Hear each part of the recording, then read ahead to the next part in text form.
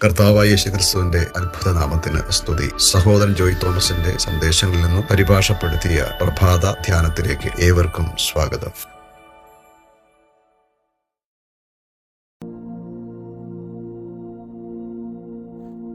ദൈവവചനത്തിലൂടെയാണ് ഉറപ്പുള്ള വിശ്വാസം നമുക്ക് ലഭിക്കുന്നത്.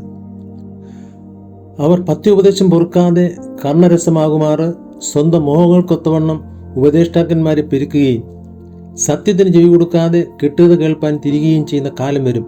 2 തിമോത്തിയോസ് 4:3-4 വാക്യങ്ങളിൽ അപ്പോസ്തലനായ പൗലോസ് പ്രസ്താവിക്കുന്നു. ഇവ അന്ത്യകാലത്തിൻ്റെ അടയാളങ്ങളിൽ ഒന്നാണെന്ന് നാം മനസ്സിലാക്കണം. അന്ത്യകാലങ്ങളിലാണ് നാം ജീവിക്കുന്നത്. ജനങ്ങൾ തങ്ങൾക്കിഷ്ടമുള്ളത് കേൾക്കുവാൻ ആഗ്രഹിക്കുന്ന സമയമാണിത്. അവർക്ക് ആവശ്യമുള്ളത് നൽകുവാൻ ഇന്ന് ധാരാളം പ്രസംഗകരുണ്ട്. എന്നാൽ കർത്താവിൻ്റെ ദിവസം വരുമെന്ന് അവർ മനസ്സിലാക്കുന്നില്ല. ഇന്ന് ഞാൻ മനുഷ്യനെ പ്രസാദിപ്പിക്കുന്നുവെങ്കിൽ ക്രിസ്തുവിൻ്റെ ദാസനായിരിക്കുകയില്ല എന്ന് പൗലോസ് പറഞ്ഞത് നമുക്ക് ഓർക്കാം. ദൈവം നൽകിയിരിക്കുന്ന ഈ ശുശ്രൂഷ മനുഷ്യരെ ലക്ഷ്യം വെച്ചുള്ളതോ മനുഷ്യന് വേണ്ടിയുള്ളതോ അല്ല. ഞാൻ ദൈവത്തെയും ജീവികൾക്കും മരിച്ചവർക്ക് ന്യായവിസ്താരം നടത്തുവാനുള്ള ക്രിസ്തുയേശുവിനെയും സാക്ഷി വെച്ച് അവൻ്റെ പ്രത്യക്ഷതയും രാജ്യവും ചൊല്ലി സത്യം ചെയ്ത് കൽപ്പിക്കുന്നത് എന്ന് പൗലോസ് തീമോത്തിയോസിനോട് പറയുന്നതായി 2 തിമോത്തിയോസ് 4:1 നാം വായിക്കുന്നു. താൻ പറഞ്ഞതിന് സാരം, തീമോത്തിയോസെ, കർത്താവിൻ്റെ ദിവസത്തെ മുൻനിർത്തി ഞാൻ എപ്പോഴും ജീവിക്കുന്നു. ദൈവം എനിക്ക് നൽകിയിട്ടുള്ളത് ഞാൻ ചെയ്യുന്നു എന്നതായിരുന്നു. ഈ വാക്കുകൾ ഒരു ആത്മീയ പിതാവ് തൻ്റെ ആത്മീയപുത്രനോട് പറഞ്ഞ വാക്കുകളാണെന്ന് നമുക്ക് മനസ്സിലാക്കാം. നീയോ ദൈവത്തിന് മനുഷ്യനായുള്ളവേ എന്ന് താൻ തീമോത്തിയോസിനെ അഭിസംബോധന ചെയ്യുന്നതായി 1 തിമോത്തിയോസ് 6:11 കാണുന്നു. തൻ്റെ ആത്മീയപുത്രനായ തീമോത്തിയോസിനോട് കൽപ്പിക്കുന്ന കാര്യങ്ങളെയാണ് നാം തുടർന്ന് 2 തിമോത്തിയോസ് 4 വായിക്കുന്നത്. നിന്റെ പ്രവൃത്തികളും ജീവിതവും ശുശ്രൂഷയും മനുഷ്യന് വേണ്ടിയല്ല, അത് മനുഷ്യനെ കേന്ദ്രീകരിച്ചുള്ളതുമല്ല, അത് മനുഷ്യന് വേണ്ടിയും മനുഷ്യൻ്റെ ക്ഷേമത്തിനുള്ളതും അല്ല എന്ന് ഓർക്കുക. ഇതായിരുന്നു താൻ പറഞ്ഞതിന് സാരം.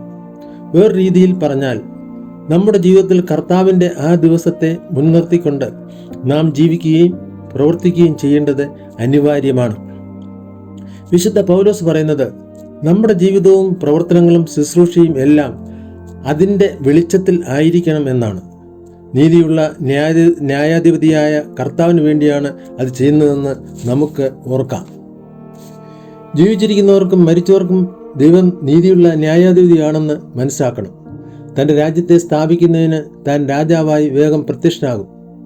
നാം എന്തും ചെയ്യാം, എന്തും പറയാം, എങ്ങനെയും ജീവിക്കാം, എവിടെയും പോകാം എന്ന് കരുതരുത്. ഈ വചനത്തിൻ്റെ ഗൗരവം എന്താണെന്ന് നമുക്ക് മനസ്സിലാക്കാം. നമുക്ക് ചുറ്റും അങ്ങനെയുള്ള പലതും കാണുവാൻ കഴിയും. എങ്കിലും എല്ലാവരെയും ന്യായം വിധിക്കുന്ന ഒരു ദൈവമുണ്ട്. അതുമാത്രമല്ല, കർത്താവായ യേശുക്രിസ്തുവിലൂടെ ദൈവം എല്ലാവരെയും എല്ലാറ്റിനെയും ന്യായം വിധിക്കുന്ന ഒരു നാളുമുണ്ട് എന്ന് അപ്പോസ്തലനായ പൗലോസ് പറയുന്നു.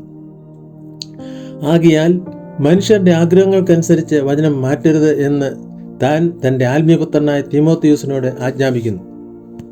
തിരുവചനം ഘോഷിക്കുക, അനുകൂല സമയത്തും പ്രതികൂല സമയത്തും അതിന് സന്നദ്ധനായിരിക്കുക, വളരെ ക്ഷമയോടെ ഉപദേശിച്ചുകൊണ്ട് തെറ്റുകൾ ചൂണ്ടിക്കാണിക്കുക, ശാസിക്കുക, പ്രോത്സാഹിപ്പിക്കുക.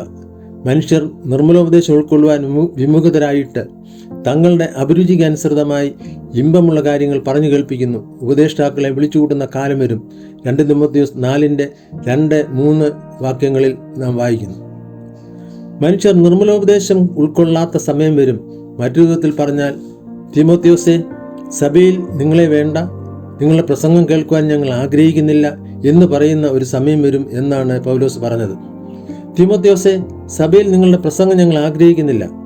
ഞങ്ങളുടെ സമ്മേളനങ്ങളിലും സെമിനാറുകളിലും ഞങ്ങൾ നിങ്ങളെ ക്ഷണിക്കില്ല. ഞങ്ങൾക്ക് നിങ്ങളുടെ പ്രസംഗവും ഉപദേശവും വേണ്ട. എന്തുകൊണ്ടെന്നാൽ നിങ്ങളുടെ പ്രസംഗവും ഉപദേശവും തികച്ചും വ്യത്യസ്തമാണ് എന്ന് അവർ പറയുന്ന കാലം വരും. ദൈവജനങ്ങൾ ഇന്ന് അവരുടെ തെറ്റുകളെയും വ്യതിയാനങ്ങളെയും ചൂണ്ടിക്കാണിച്ച് ജീവിതത്തെ പരിശോധിക്കുന്ന ഒരു വചനം കേൾക്കുവാൻ ആഗ്രഹിക്കുന്നില്ല. എന്നാൽ അവരുടെ തെറ്റുകളെയും വ്യതിയാനങ്ങളെയും അനുകൂലിക്കുന്ന പ്രസംഗകരെ അവർ വിളിച്ചു കൂട്ടുന്നു.